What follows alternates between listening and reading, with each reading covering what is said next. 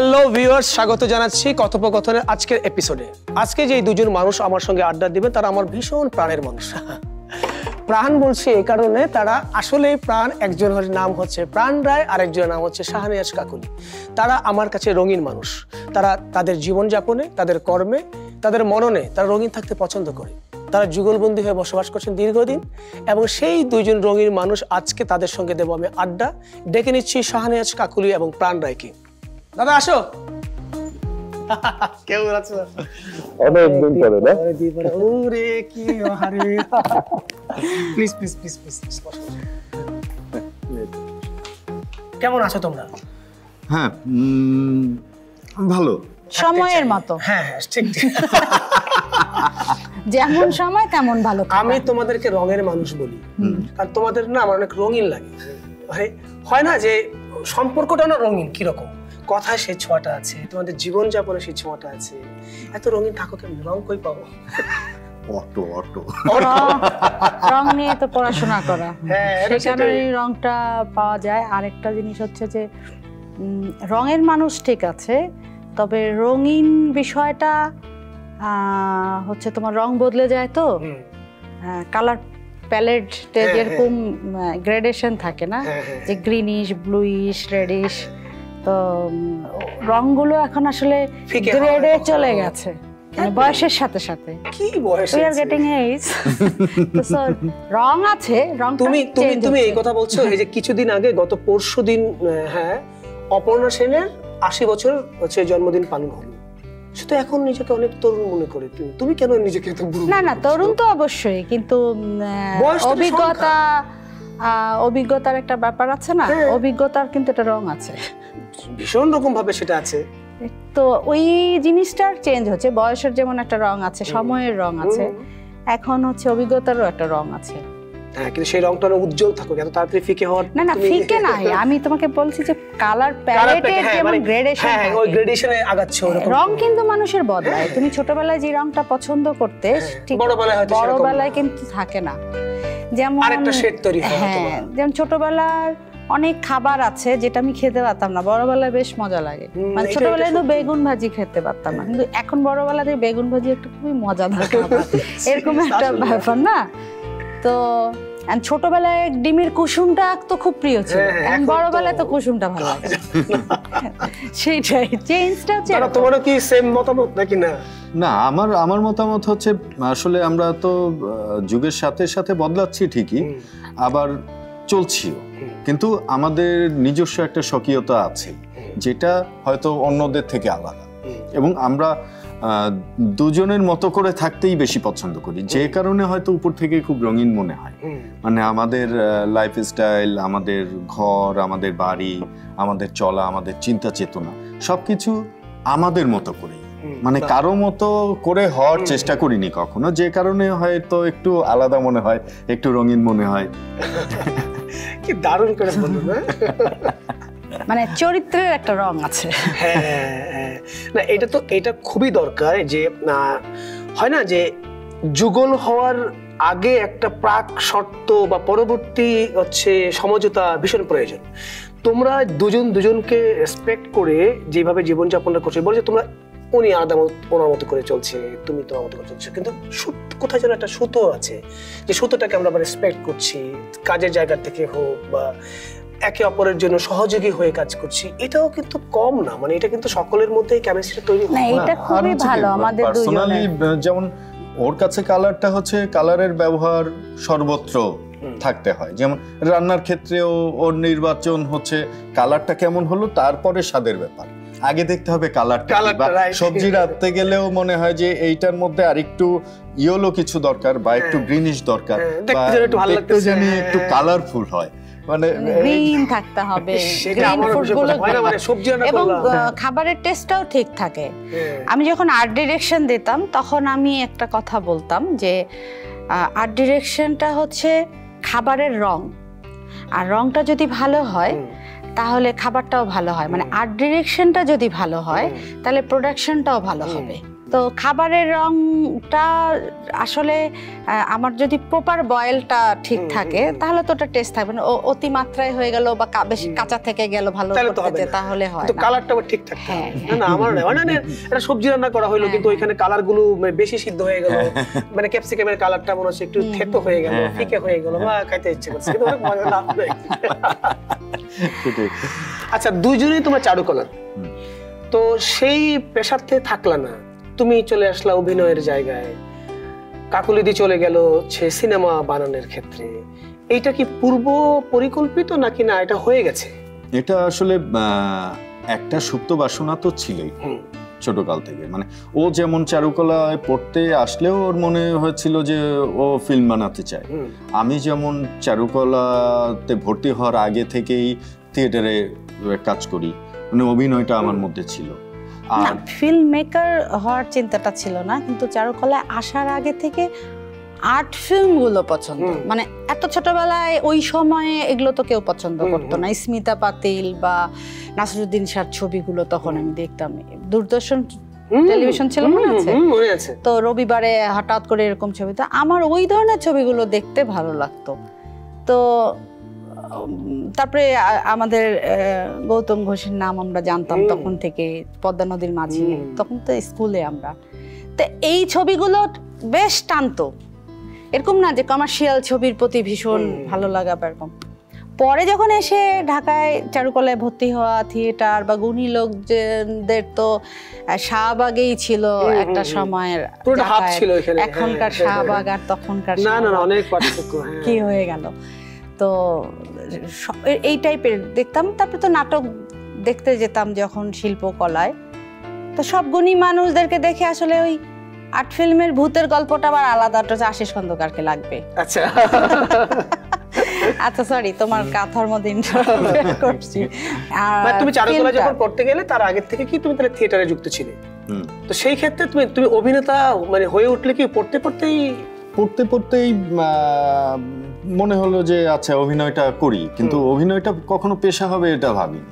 আচ্ছা, এক সময় দেখলাম যে আচ্ছা এটা দিয়ে পেশা এস্টাবলিশড হচ্ছে, হোক। কিন্তু একটা জিনিস যে আজকে যে আমি কাজ করি তার মধ্যে অন্যদের থেকে একটু আলাদা, ও কাজ করে অন্যদের থেকে একটু আলাদা, এই আলাদা হওয়াটা না চারুকলা না হলে হতো না। একটু আলাদা ভাবনা, একটু আলাদা চিন্তা, এগুলি কিন্তু চারুকলার কারণেই, এবং রং নিয়ে যে ভাবি সেটা কিন্তু আমাদের ক্যারেক্টারেও প্রভাব পড়ে। চারুকলার জন্য লাইফস্টাইলটাই আলাদা, মানে বলবো যে চারুকলায় পড়ার জন্য ঝগড়াটাও ভালো হয়,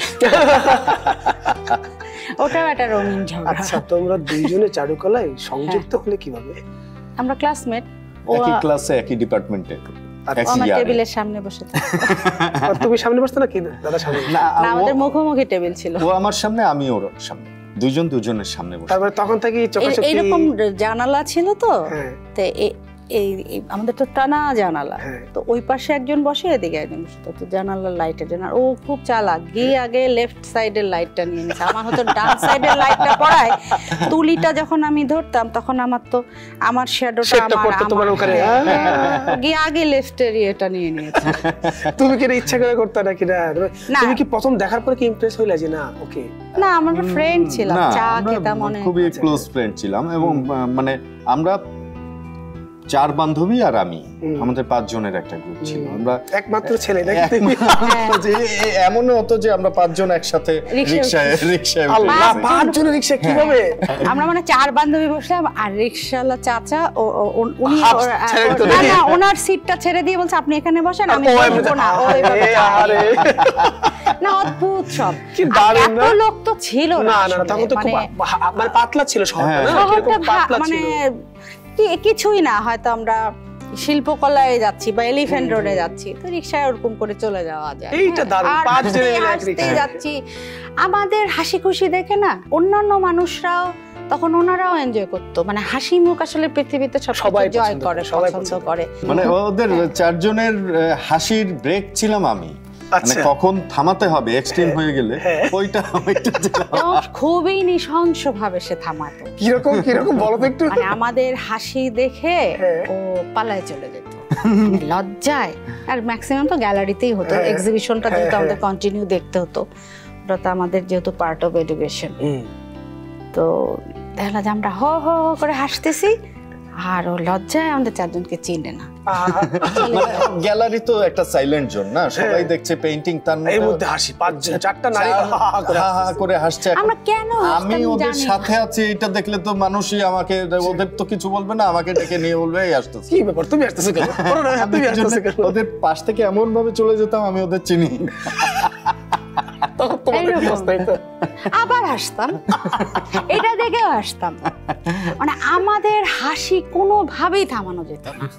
এবং আমরা এখনো 4 বান্ধবী যোগাযোগ আছে সবার সঙ্গে? হ্যাঁ আছে সবার সাথে। তো আমরা ওই এক জায়গায় হলে হয়তো বলি যে আমরা কেন হাসতাম রে, বলতে জানি না, মানে কেউ জানি না আমরা কেন হাসতাম, না কিসের জন্য হাসতাম। দারুণ, মানে প্রাণ চাঞ্চল্য হয় না, যে চোখের ভাষায় হাসতাম। আর এটা না শুধু বন্ধুত্ব না, চারুকলার একটা রিলেশনশিপটাই এরকম ছিল। কিন্তু এখন আসলে এই 5 জন একসাথে মেলা হয় না বহুদিন, কারণ এক একজন এক এক, কেউ আমেরিকায়, কেউ ঢাকাতে চাকরি করছে, কেউ আমরা আমাদের এইদিকে, সবকিছু মিলিয়ে আসলে একসাথে হওয়াটাও টাফ। ফোন আলাপে যত 1 বছর 2 বছর পরে হয়তো মিট হয়। এই বন্ধুটা কি দারুণ না? আচ্ছা শোনো, কথা তো বাড়ছেই, তোমরা কি খাবা, চা কফি?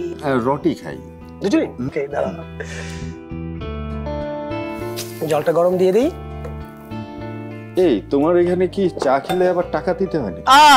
এটা একটা কথা বললা দাদা। না মানে আবার খাতা, ও এই খাতার একটা মজা আছে। মজা হচ্ছে কি, আমার বাবা উনি ওই অনেক আগে থেকে, মানে আমি পেয়েছি ধরো 1985 এর পরে, উনি সমস্ত কিছু হিসেবে টালি খাতায় লিখে রাখতো।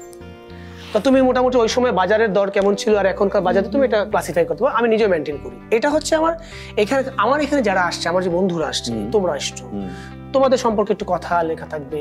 এটা আমি আসলে আমার একটা আর্কাইভ থাকলো। এই টালি খাতার মধ্যে স্ক্রিপ্ট আর কি তোমার মূলত কি টালি খাতাতেই স্ক্রিপ্ট কিনা? ও না না না না, তুমি খুলে দেখতে পারো। আচ্ছা, করোনার সময় নাটকগুলোর সময় কিন্তু আমিও টালি খাতার মধ্যে লিখেছি। ব্যবহার করছো না? ও দারুণ দারুণ দারুণ দারুণ। টালি খাতা আমাদেরও খুব পছন্দ। হ্যাঁ হ্যাঁ হ্যাঁ, এটা না একটা আমাদের তো একটা ঐতিহ্যের মধ্যেও না পড়ে গেছে না, টালি খাতার ব্যাপারটা। ওই দোকানগুলিতে লাল মলাটটা ব্যাপারটাই অন্য। আর আমরা দুইজনই তো এন্টিক লাভার, যে কারণে টালি খাতাটাও মনে হয় যে এন্টিক একটা হয়ে গেছে। দাদা চিনি কেউ খাও তোমরা নাকি না? আচ্ছা, তোমাকে কয় চামচ দেবো? আমাকে 1 চামচ। 1 চামচ। দিদি তুমি? ওই তো। আচ্ছা 1 চামচ করে না। বাসায় কি চা বানাও নাকি? হ্যাঁ হ্যাঁ হ্যাঁ, না না বাসায় বানাই, আমি বানাতে পারি, আমি ভালো রাখতেও পারি। অন্তত চাটা বানায় খেতে হচ্ছে। না না আমি চা বানাই, ভালো রাখতেও পারি। কোনো আছে কিনা বাকিটা কি? না না না, ওই জন্যই তো বললাম যে আবার চা খেয়ে দেখালো, বললো যে খেয়েছো টাকা দিয়ে যাও। 50 টাকা করে কাপ ছিল, টাকাটা হেল্প করতে হবে।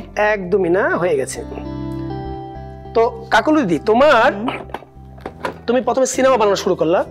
সিনেমা বানানোর আগে কি তুমি এর আগে আর কিছু মানে ফিকশন টিকশন এরকম বানিয়েছিলে কিছু নাকি না একদম সরাসরি তুমি সিনেমায় নায়িকা ছিলাম ছোটবেলায়? সেই নায়িকাটা কি তুমি ব্যক্তি জীবনে ছিলে নাকি পর্দার সামনে ছিলে? সব মেয়েরাই তো ধরো নায়িকা থাকে, হাজবেন্ড থাকে একটা নায়ক, তাই না? ও আচ্ছা ও আচ্ছা আচ্ছা আচ্ছা আচ্ছা, হ্যাঁ হ্যাঁ হ্যাঁ সেটা ঠিক, সেটা ঠিক। না ও ফিল্মের আগে তো অনেক নাটক বানিয়েছে, টেলিফিল্ম বানিয়েছে। না আমি অভিনয় করতাম তো, স্কুল লাইফ থেকেই তো কম্পিটিশন করতাম, বুঝছো না? শিশু একাডেমি, আমাদের সময় তো আসলে চাইল্ড অ্যাক্টিভিটিসটা খুবই ভালো ছিল, খুব ভালো ছিল। আল্লাহ কি ভালো ছিল তখন, সেই রকম মানে খেলাধুলা, নাটক, তারপরে হচ্ছে তোমার হাতের কাজ, ছবি আঁকাটা কম ছিল তখন। ওই সময় রং পেন্সিল মনে আছে খুবই রেয়ার একটা, বাবা যার কাছে থাকতো ওর কাছে ধার নিয়ে টেনে এনে যে এটা দাও ওটা দাও, এরকম একটা ব্যাপার ছিল। ছোটবেলায় তো ওই যে একদিকে নীল রং আর একদিকে লাল রং, একটা পেন্সিল ছিল দুই জায়গা থেকে নীল রঙের শাপলা ফুল আঁকতাম। ওরে দারুণ দারুণ। তো সেই তুমি তারপরে মানে স্ক্রিন থেকে কেন তুমি অফিস স্ক্রিনে চলে গেলে?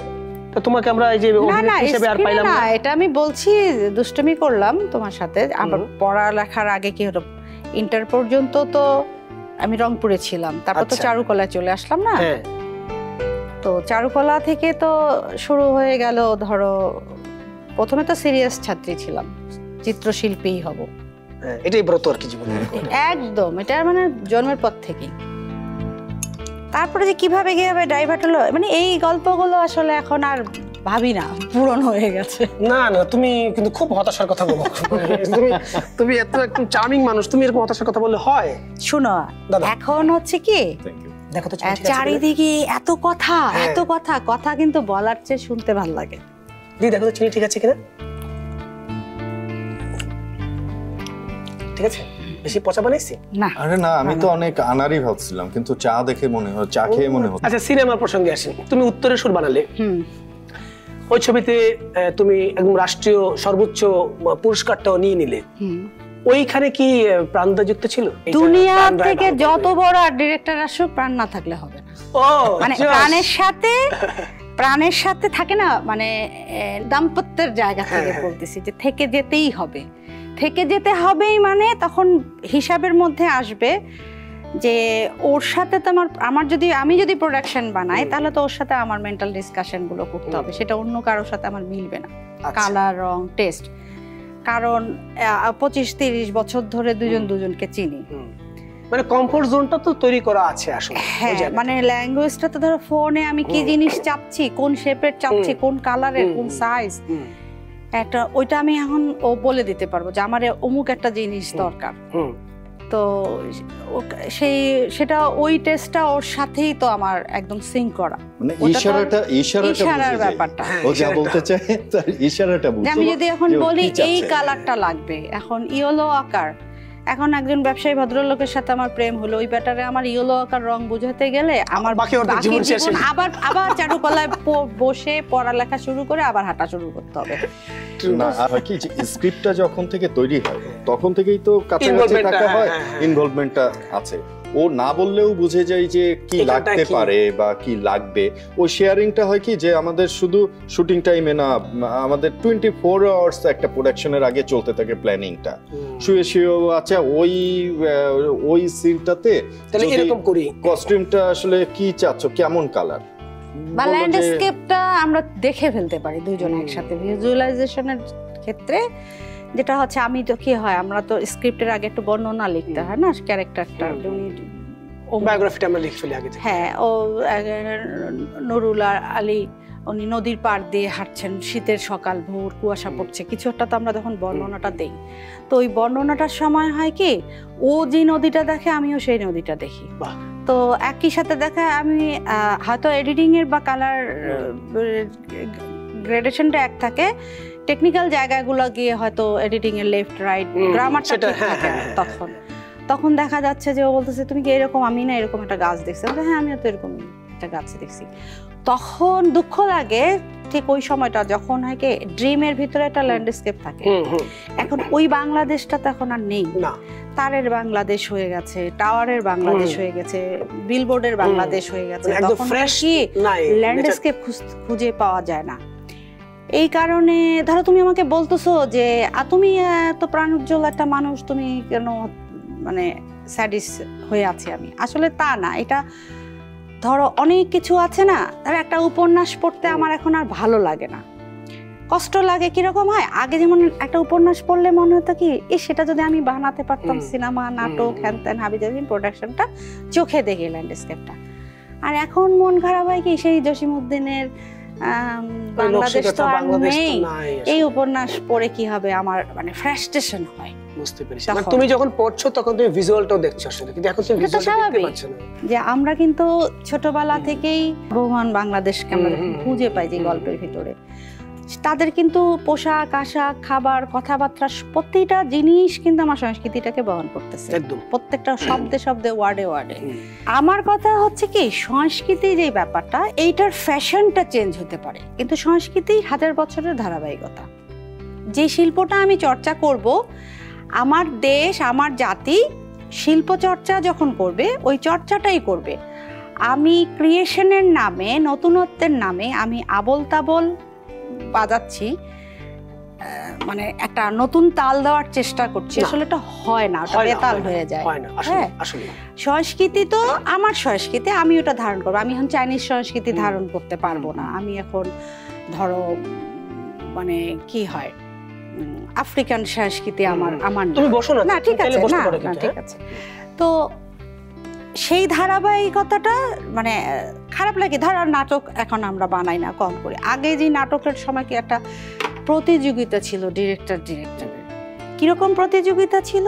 সাপোজ ধরো একটা ঈদে একজন ভালো নাটক বানিয়েছে, ও এই সাবজেক্টটা নিয়ে করেছে, তখন দেখা যাচ্ছে যে আমরা নিজেরাই আবার আরেকটা ভালো সাবজেক্ট খুঁজছি, যে মানে শিল্পী সুলভ এক ধরনের প্রতিযোগিতা ছিল।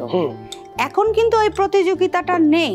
এখন হচ্ছে আমরা ব্যক্তিগত জীবন, ব্যক্তিগত স্টাইল নিয়ে কসলাকসলি করছি। তো সেই কারণে হচ্ছে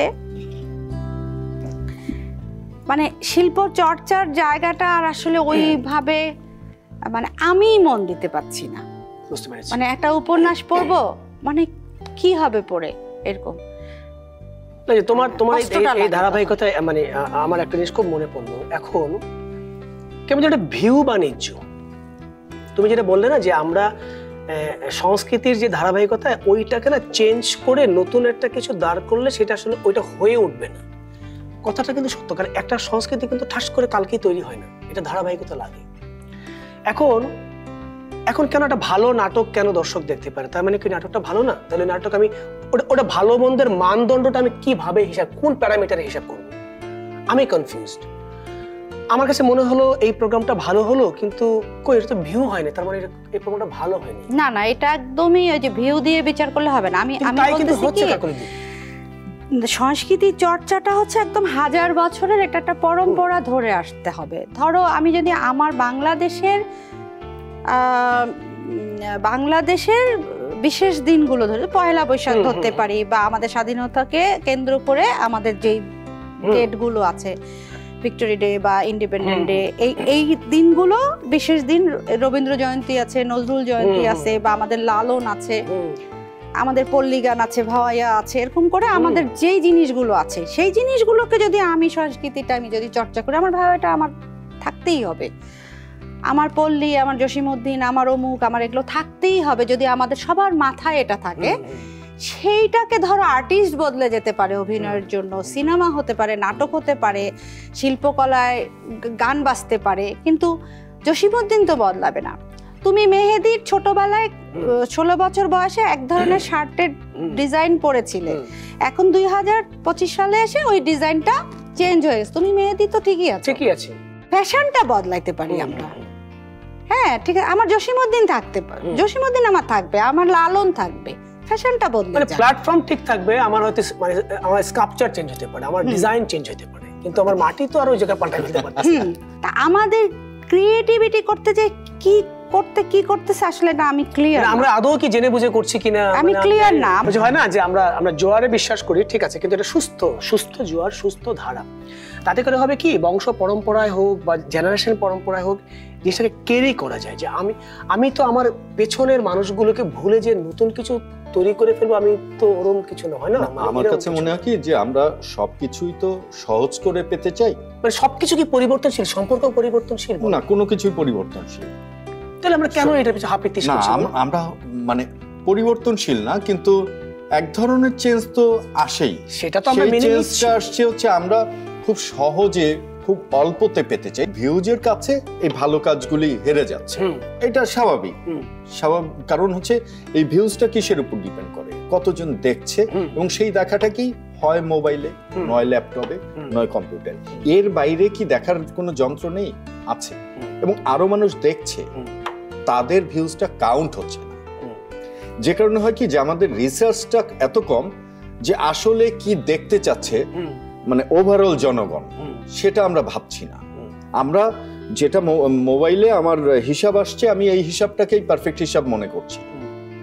আমি যে কন্টেন্টগুলিতে প্রচুর ভিউজ হচ্ছে, ওই কন্টেন্ট তো একটা 60 এজের মানুষ কিন্তু দেখছেন না, কিন্তু আমি ওই 60 এজের মানুষটার কন্টেন্ট কিন্তু ভাবছি না, বা তার দেখার কি দিতে পারে। তাহলে সে কি আমার অডিয়েন্স না? নিশ্চয়ই, অবশ্যই। তাকে তো আমি অবমূল্যায়ন করতে পারি না। এখন আমি আমার টিভির ভিউজ কিভাবে মাপছি? মাপার কোনো যন্ত্র নেই। আমার কন্টেন্টটা করতে পারছি না বলে 60 এজের ব্যক্তিটা অন্য দেশের কন্টেন্ট দেখছে, বা 6 বছরের বাচ্চাটা অন্য দেশের কন্টেন্ট দেখছে, তখনই কিন্তু আমার কালচারটা কিন্তু হয়ে যাচ্ছে, হারিয়ে যাচ্ছে। যেমন দাদা বলছিল যে 60 এজের এদেরকে নিয়ে আমরা আসলে কি ভাবছি, আবার তুমি বললে 6 বছর, এই দুইটা এজ আমরা কি আদৌ গুরুত্ব দিয়ে দেখছি? আমার কি মনে হয় না। না, একদমই না, একদমই দেখছি না। ইভেন আমরা মানে টিনদের জন্য কন্টেন্ট বানাতে চাচ্ছি সবাই মিলে, কিন্তু আসলে কি টিনদের যে কন্টেন্ট চায় আমাদের দেশের টিন, সেই কন্টেন্ট কি আদৌ হচ্ছে না? আমার বিশ্বাস হচ্ছে না। কারণ যা হচ্ছে সেটা ফালতু কন্টেন্ট হচ্ছে, সেটা মাছবাজারের মাচালাই দেখছে, আমাদের টিন দেখছে না। আমাদের টিনরা দেখছে বাইরের প্রোডাকশন, আমরা তাদের কন্টেন্ট ভেবে যা বানাচ্ছি সেটাও তাদের উপযোগী হচ্ছে না। এই যে কন্টেন্ট যে দুটো এজের মধ্যে তৈরি হচ্ছে না, তাহলে আসলে কি হচ্ছে? তাহলে আমরা কাদেরকে আসলে বলবো যে আমাদের দর্শক? আমাদের দর্শক তাদেরকেই বলবো যাদের হাতে মোবাইল আছে এবং সারাক্ষণ কাজবাজ বাদ দিয়ে যারা মোবাইল টিপে, তারা আমাদের দর্শক। এখন তাদের কন্টেন্ট ছাড়া তুমি ভালো কন্টেন্টে ভিউজ পাচ্ছ না, মানে ওইটাকে আমরা ধরে নিচ্ছি যে ওই কন্টেন্টটা ভালো না।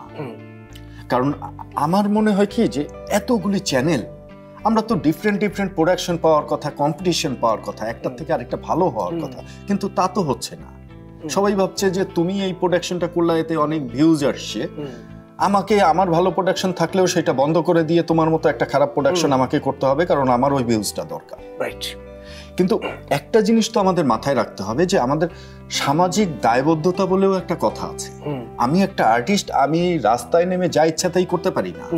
এখন রাস্তায় নেমে আমি যদি এখন দেয়ালে আমি প্রস্রাব করতে দাঁড়িয়ে যাই এবং এইটার ভিডিও করা হয়, এটা প্রচুর ভিউজ হবে, কিন্তু আমি তো তা করতে পারি না, কারণ আমার একটা সামাজিক দায়বদ্ধতা আছে, দেশের প্রতি আমার একটা কর্তব্য আছে, দায় আছে।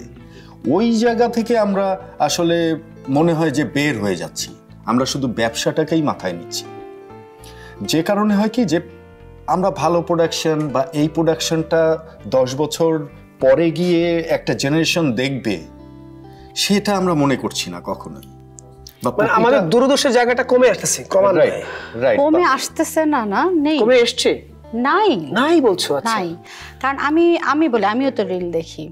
এই রিল দেখাটা 2-3 বছর ধরে যেহেতু খুবই ফেমাস একটা ব্যাপার হয়েছে, এখন হয় কি আমরা আসলে কথা বলা, বন্ধুত্ব, সম্পর্ক এগুলো কিন্তু কমে গেছে ফোনের জন্য। ফোন দেখতে দেখতে অলওয়েজ হেড ডাউন। হ্যাঁ, মানে ফোন দেখতে দেখতে আমরা আসলে সম্পূর্ণ সম্পর্কটা, পাশের রুমের সম্পর্কটা দেখা গেছে ফোনেই চলে আসছে, মানে ইন্ডিভিজুয়াল হয়ে গেছে আমরা সবাই। যে দেখা গেল বোনকে বলছে খাবি না, খেতে আয়, মানে এই রুম থেকে ওই রুমে টেক্সট পাঠাচ্ছে। তো এখন রিল, আমিও রিল দেখি। তা আমি কোন রিল দেখি? ধরো বনসাই বানাচ্ছে, ওটা 1.5 মিনিটের মধ্যে। তারপরে ধরো ফুল একটা ইকো বানা, যেগুলো ধরো একটা ফুলের টপ কিভাবে সাজায়, জাপানিজ, চাইনিজ, এই জিনিসগুলো তো ওরাও তো রিল ক্রিয়েট করছে। আবার আমাদের দেশেও কিছু লোক আছে, তারা খুব ভালো রিল করে গাছগাছালি নিয়ে। তারপরে কিছু গ্রামের ছেলেপেলে আছে, নদীতে পুকুরে ঝাঁপ দিয়ে দোলনা, ওরাও ক্রিয়েট করে, মানে মাছ বেটার, ওরা কিছু বানায়, আবার মুখে কালি টালি। এখানে আবার হচ্ছে কি, এটা তো একটা ক্রিয়েটিভ ওয়ার্ক, কোন মিউজিকটা দিতে হবে, কোন গানটা সেই ভিডিওটার সাথে যাবে। তারপর হচ্ছে আমি 1 মিনিট 29 সেকেন্ডের মধ্যে কতগুলো শট ইউজ করতে পারি। হ্যাঁ, এটা একটা ক্রিয়েটিভ একটা জিনিস। বা আমি কোন শটগুলো নিব। তো এখন তো মানুষের হাতে ফোন চলে গেছে, মানে হচ্ছে সে ক্যামেরাম্যান, সে ডিরেক্টর, সে স্ক্রিপ্ট রাইটার, একের ভিতর 3। ও কিভাবে একটা শট ধরবে এটা কিন্তু জানে, অনেকে আবার খুব ভালো জানে, মানে প্রত্যন্ত অঞ্চলে ওদের ক্যামেরার ওয়ার্ক দেখলে আমি খুব অবাক হই। হ্যাঁ, আবার দেখা যাচ্ছে ইদানিং নিউজ দেখছি, ভিআইপির মুখেই ফোকাস ঠিক করতেছে, জুম হচ্ছে, আসতেছে, মানে হয়তো দেশের ক্রান্তিকালের নিউজ শুনতে যাব, আমাদের ফোকাস ডিফোকাস ক্যামেরা কাঁপছে, মানে একটা ন্যাশনাল টিভি আমি এরকম দেখছি। আবার দেখা যাচ্ছে গ্রামের একটা ছেলে, সে একটা গানকে কপি করছে, সে কিন্তু মিড শট, লং শট সব রেখে ওইভাবে দুষ্টুমি করে সেজে সে মেয়ে সেজেই নাচতেছে, ওগুলো কিন্তু ক্রিয়েটিভ ওয়ার্ক। তো ক্রিয়েটিভ সেকশনগুলো হয়ে যাচ্ছে একরকম, আর ওইখানে ক্রিয়েশনটা তো আসলে এটা ঘটবেই, যুগে যুগেই আসবে, এটা তো আসা উচিত বরং সব সময়।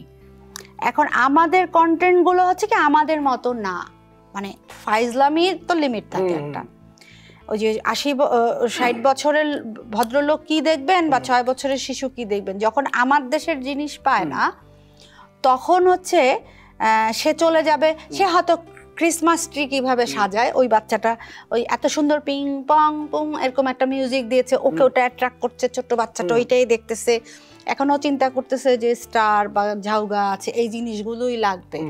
বা ইংলিশ মিডিয়ামে পড়ার কারণে হচ্ছে কি আমাদের সংস্কৃতি থেকে চলে যাচ্ছে। পহেলা বৈশাখ ও জানে না, ও বাকি ইন্ডিপেন্ডেন্ট ডে কোনটা, ভিক্টরি ডে কোনটা সেটা জানে না, কিন্তু সে হচ্ছে 25 ডিসেম্বরের ক্রিসমাস ডেটা করার জন্য এসেছে। তাহলে এক্সচেঞ্জ হয়ে যাচ্ছে। আমাকে তো আমার সংস্কৃতিটা, আমি বারবার করে একটাই কথা বলতেছি, আমাকে আমার সংস্কৃতিটাকেই ধরে রাখতে হবে।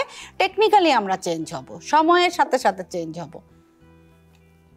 আমরা 4:3 থেকে আমরা 16:9 হয়েছি, টেকনিক্যালি আমরা চেঞ্জ হয়েছি।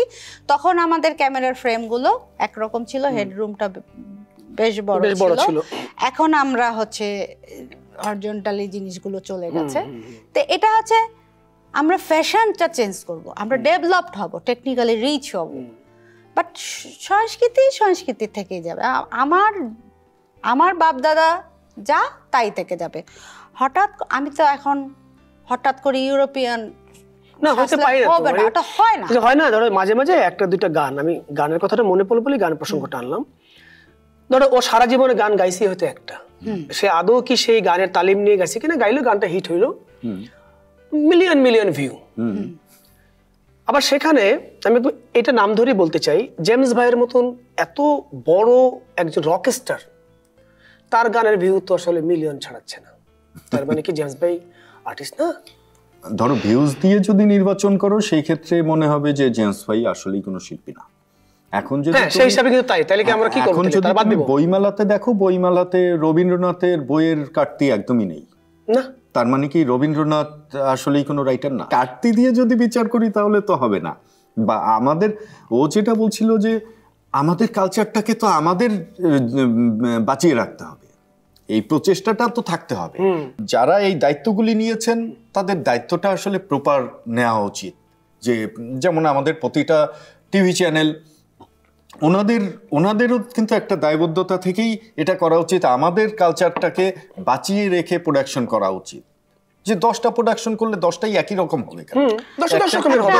আমি তোমাকে একটা এক্সাম্পল দেই। এখন আমাদের এই জেনারেশন, আমাদের যেমন এই জেনারেশন লাঠি খেলা কি জিনিস জানে না, এখনকার জেনারেশন আমাদের এই জেনারেশন, আমার ধারণা ওরা লাঠি খেলা দেখতো, ওরা নিজেরও আগ্রহী হতো, এটা আরে এটা তো দারুণ, ওরা আরো ভালো পারবে। আগে যেমন বাঁশের লাঠি দিয়ে তৈরি করতো, ওরা হয়তো একটা স্টিকটাই সুন্দর করবে, নান্দনিকতা আসবে ওটার মধ্যে, এত সুন্দর বডি ল্যাঙ্গুয়েজ আছে ওটার মধ্যে খেলার, ওরা আমার ধারণা ছেলেপেলেরা এখন অনেক এনার্জেটিক না, আমাদের সময় তো আমরা ভীতু ছিলাম, অনেক সাহসী, ওরা বিলবোর্ড টিলবোর্ডে উঠে যায় কিন্তু টির করে। তা এই এনার্জি গুলো যদি আমরা কাজে লাগাতে পারি, আমরা আরো ভালো দিকেই আগাতাম, মানে খারাপের দিকে না যে। সেই দেখো যে তুমি সিনেমা বানালে, তোমার নিজের দেশের আপন ভাষা ব্যবহার করে সিনেমাটা বানিয়েছো, তুমি সিনেমায় তোমার ভাষাটাকে ব্যবহার করছো, তোমার সিনেমার ল্যাঙ্গুয়েজকে তুমি ব্যবহার করছো।